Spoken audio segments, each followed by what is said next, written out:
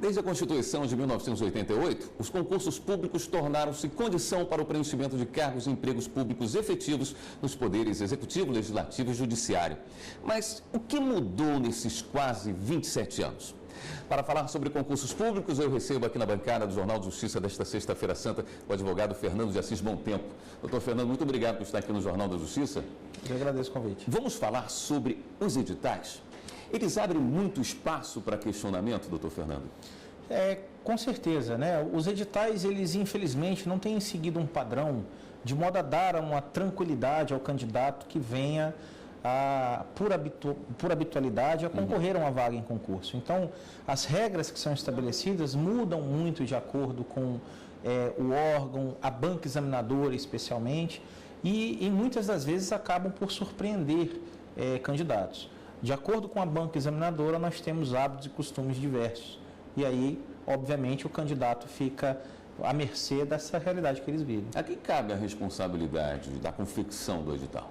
Bem, no momento em que a administração pública procura uma banca examinadora, contrata, muitas vezes por dispensa de licitação, para a realização do concurso, ela já indica para esta banca examinadora quais são as diretrizes e os parâmetros que ela pretende, qual o quantitativo de vagas, qual o valor da despesa que se pretende, e em cima daquilo ela orça, ela pede a minuta do edital. A minuta do edital, então, é preparada e encaminhada ao órgão público, que uma vez autorizado, de acordo com as regras do contrato, entre os dois entes, é publicado e dá-se aso aí ao processo seletivo. É fundamental, então, uma boa comunicação nessa fase da elaboração, né? Sem dúvida, sem dúvida. A comunicação existente entre a banca examinadora e o órgão seletor, ela precisa ser uma comunicação muito aproximada.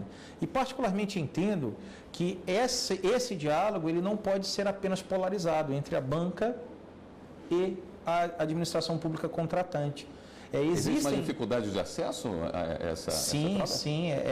Esse diálogo estabelecido entre eles já é um diálogo, muitas vezes, com cláusulas de sigilosidade próprias, mas o que particularmente defendo é que haveria necessidade de uma participação, de uma intervenção de um terceiro ente fiscalizatório, seja da própria administração pública, seja das instituições de defesa da coletividade, como é o caso da OAB, como é o caso do Ministério Público, que participassem para fins de acrescentar à leitura dos editais aquilo que nós já temos visto corriqueiramente em sede de decisões judiciais, no dia a dia dos concursos públicos, nas diferenças de hábitos que existem entre as bancas examinadoras. E esse personagem, ele não existe. O que pode ser exigido, o que o senhor vê na prática, no dia a dia, que pode ser exigido e que mesmo assim é questionado, que ainda cabe uma necessidade de entendimento do judiciário? Toda fase de concurso, ela precisa necessariamente estar prevista na lei do cargo específico. E acaso não haja previsão expressa na lei do cargo, ela precisa ser uma fase que seja razoável à pretensão posta. Por exemplo, é comum na área de judiciário você ter cargos relacionados à área de segurança, ainda quem tem nível técnico judiciário, mas área de segurança. E aí, muitas vezes, o edital vem lá a necessidade da submissão a um teste de aptidão física. Normalmente, esse teste de aptidão física não está previsto na legislação do cargo, que não contempla a demonstração da aptidão nisso. Mas é razoável com um cargo de segurança? O judiciário tem entendido que sim. Aí o problema é como que nós vamos fazer esta aferição. Nós vamos fazer essa aferição em busca de um Rambo, em busca de um Capitão Nascimento, em busca de um triatleta, ou nós vamos fazer a busca do personagem que será selecionado em cima de um mínimo necessário para contemplar as atividades que serão exercidas quando estiver incorporado no cargo específico. E aí, obviamente, vem a administração pública, para ela, quanto mais Rambo estiver exercendo função pública, para ela melhor. Ela vai primar pela eficiência. Mas diz a Constituição que o princípio para ingresso do cargo público é o princípio do livre acesso. Então não pode ser o mais rigoroso, tem que ser o menos rigoroso. E aí você, dentro desse conflito, vem a pertinência de um terceiro órgão para tentar equalizar a vontade do administrador e o direito do administrado que concorre a uma das vagas. A análise de vida pregressa costuma ser questionada? Normalmente, não com relação especificamente à análise de vida pregressa, mas muitas vezes o resultado que ela se posta. Então nós temos notícias, por exemplo, de candidatos que já foram eliminados porque constaram em boletim de ocorrência como testemunha de um fato.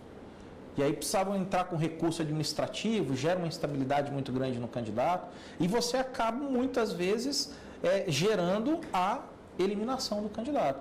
Ou algum candidato que há mais de 10, 15 anos atrás, de fato se insurgiu em uma ocorrência policial, mas que foi arquivada por transação penal, por exemplo, que nós sabemos no direito que isso não gera nenhum tipo de consequência, mas a pessoa é eliminada porque se envolveu em um fato. Então, não é a existência da sindicância de vida pregressa, mas como ela tem sido trabalhada, como ela tem sido lapidada pelo órgão. Daí volto ao que eu sustento. Precisava ter um terceiro órgão para chamar ao bom senso, tanto o interesse da administração pública quanto o direito do administrado. Qual a sua opinião sobre a existência das cotas? Elas estão aparecendo em situações assim que acaba dificultando a vida de quem não faz parte das minorias? De certa forma, as razões que são postas para fins de estabelecimento das cotas, não apenas na área de concurso público, mas na área de educação e etc. e tal, vem no afã de buscar, vamos colocar assim, pagar uma dívida que se coloca historicamente ou buscar uma equalização de um padrão social. Eu, particularmente, e isso numa opinião pessoal, entendo que a utilização que, a meu ver, já está extrapolada, está excedida da utilização de cotas, ela contribui muito mais para a consolidação de uma discriminação do que dessa equalização social que se pretende. Entendo os fundamentos da sua instituição, mas acredito que o excesso que, a meu sentir, acontece, está contribuindo na contramão, na verdade, até de preconceituar a quem faz parte das cotas. Eu me recordo de uma bem polêmica, de uma tentativa de se utilizar cotas 10% para usuários de drogas. Isso vem atrapalhar um pouco a importância das cotas, por exemplo, as cotas raciais. Sim, sem dúvida. Volto a dizer, a pretensão de se colocar cota para o usuário de droga, não tenho dúvida nenhuma que ela é das mais bem intencionadas possíveis. Retirar um usuário de droga daquele ócio, daquele marasmo que ele vive, que é o que o conduz a se manter no mundo das drogas, isso é com certeza uma medida de Estado. É um serviço que deve ser prestado pelo Estado. Mas daí a questionar-se, é desta forma que nós vamos resolver? Tendo em vista que existem tantos outros brasileiros e brasileiras que são igualmente cidadãos e que são igualmente titulares de um direito ao ingresso de cargo público. Aí é que eu, particularmente, respeitando imensamente a opinião contrária, eu acho que é um excesso. Doutor Fernando, gostaria de agradecer imensamente sua presença aqui no Jornal da Justiça. Espero contar com a sua presença mais vezes. Será um prazer. Agradeço. E no próximo bloco você vai ver.